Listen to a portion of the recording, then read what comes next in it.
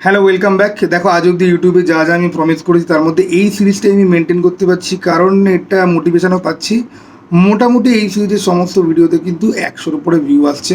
আমি জানি আমাদের ভিডিও যারা দেখে তাদের মধ্যে অ্যাকচুয়াল সিনেমা নিয়ে ইন্টারেস্টেড লোকজন কমই আছে। সবাই খালি বালচাল কন্ট্রোভার্সি আর বালের আপডেট আর বালের রিভিউ ফলো করে। বাট ভালো সিনেমা যদি দেখতে হয়, জানতে হয় ভালো ফিল্মের ব্যাপারে। কারণ দেখো, 2024-এ দাঁড়িয়েও আমরা পেছনের অনেক সিনেমা আছে যেগুলোর ব্যাপারে জানি পর্যন্ত না, এবং সেই সমস্ত ফিল্ম কিন্তু আজকের দিনের ফিল্মকে জাস্ট উড়িয়ে দিতে পারে আকাশে। তো আজকে আমি এম নাইট শ্যামলানের 2015 দ্য ভিজিট বলে একটা সিনেমা নিয়ে কথা বলবো। কেন এটা আমি এই হরর সিরিজের মধ্যে ইনক্লুড করছি, তার কারণ হচ্ছে গিয়ে যে এটা আমি যখন দেখেছিলাম তখন আমার লিটারালি ফেটেছিল, এবং আমি প্রেটি শিওর আজ এখন দাঁড়িয়ে যদি দেখি আমার ফাটবে। একটা জিনিস বলে দিই, এতে কিন্তু ভূত নেই, ঠিক আছে? এটা হচ্ছে কি মানুষ রিলেটেড হরর সিনেমা।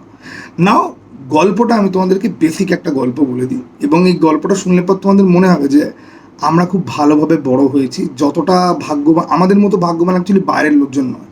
তো একটা ফ্যামিলির ছেলে আর মেয়ে, ঠিক আছে, ছোট দুটো বাচ্চা, ছেলে আর মেয়ে, তারা তাদের ঠাকুরদা ঠাকুমাকে কোনোদিন দেখেনি, ঠিক আছে, দাদু দিদাকে তারা দেখেনি কোনোদিন।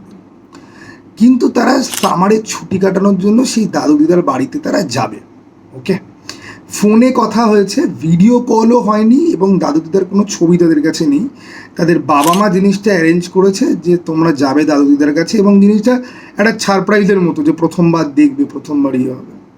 তো বাচ্চা দুটো দাদু দিদার বাড়িতে যাচ্ছে, একটা গ্রামে একটা বাড়িতে, এবং তারা যাবে, দাদু দিদার সাথে দেখা হবে, তাদেরকে রিসিভ করবে, বাড়িতে নিয়ে যাবে, অনেক খাবার দাবার খাওয়াবে।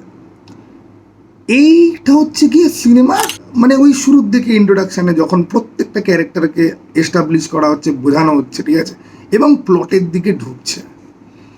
এবং একটু পরে গিয়েই তোমরা একদম গেস করতে পারবে যে একটু পরে গিয়েই দাদু দিদার বিহেভিয়ারে কিছু পরিবর্তন আসবে। বাট এই যে পরিবর্তনটা, ভাই, টেরিফাইং। এবং কিছু দৃশ্য আছে যেগুলোর জন্য আমি রেডি ছিলাম না। জাম্প স্কেয়ার এই সিনেমাতে খুব ভালো করে ইউজ করা হয়েছে, বোকা বোকা জাম্প স্কেয়ার না, জাম্প স্কেয়ার দিনের আলোতে রীতিমতো ভয়াবহ। একটা যেরকম রয়েছে যে ওদের ফার্মিং করার একটা জায়গা রয়েছে যেখানে জন্তু জানোয়ার থাকে, খামার ঠামার মতো রয়েছে, সেখানে হাইড অ্যান্ড সিক, ঠিক আছে, যে আমি লুকিয়ে থাকবো, কেউ এসে আমাকে খুঁজে বার করবে। বাচ্চা দুটো নিজের ঠাকুমার সাথে হাইড অ্যান্ড সিক খেলতে যাবে। ওই এন্টায়ার সিকোয়েন্সটা না আমার এখনও মনে পড়লে পরে আমার গায়ে কাটা দেয়। এবং এই যে দাদু দিদা, দাদু দিদা, ঠাকুরদা ঠাকুমা মানে বাবার দিকের, বাবার মা বাবা, দাদু দিদা মানে হচ্ছে কি মায়ের মা বাবা। তো আমি তো এখানে দাদু দিদা ঠাকুরদা ঠাকুমা সব এক করে দিয়েছি।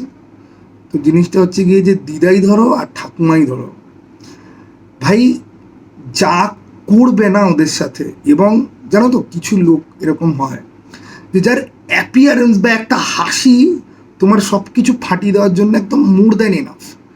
এখানে সেই জিনিস রয়েছে। সিনেমাটা যত ভেতরের দিকে যায়, মানে যত শেষের দিকে যায়, তত ডিস্টার্বিং হতে থাকে। ডিস্টার্বিং মানে, এবং ক্রিপি, স্কেয়ারি, মানে লিটারালি বলছি, সিনেমাটা, যদিও আমার যথেষ্ট বয়স হয়ে গেছে, ঠিক আছে, তোমাদের কার কী বয়স আমি জানি না, তোমরা যদি সিনেমাটার ট্রেলার না দেখে, আমি রিকোয়েস্ট করবো যে ডিরেক্টলি আমার কথা শোনার পর সিনেমাটা দেখো। ট্রেলার দেখার চেষ্টাই করো না, তাহলে তোমাদের মাথা পুরো ব্ল্যাঙ্ক থাকবে, তোমরা কিচ্ছু জানবে না। এবং দেখবে ভাই যে আনফ্লিঞ্চিং হরর কাকে বলে, এবং লাস্টে গিয়ে রিভিল হবে যে এরা অ্যাকচুয়ালি কে, কেন, কী জন্য হচ্ছিল, সেটা তো আরও মানে ডেঞ্জারাস। ওকে, খুব বেসিক। দেখো, সিনেমাটার মধ্যে কিন্তু মারাত্মক বড় কিছু টুইস্ট বা বিশাল প্লট ওরকম কিন্তু কিছু নেই। খুব সিম্পল একটা ফিল্ম, বাট ভয়ানক, তোমাকে ভয় পাওয়াবে। ক্লাইম্যাক্সে মানে রীতিমতো না, মানে মানে ক্লাইম্যাক্সে গিয়ে সত্যি সত্যি মনে হচ্ছিল যে ভাই শেষ, কোনো আশা জাস্ট নেই, শেষ।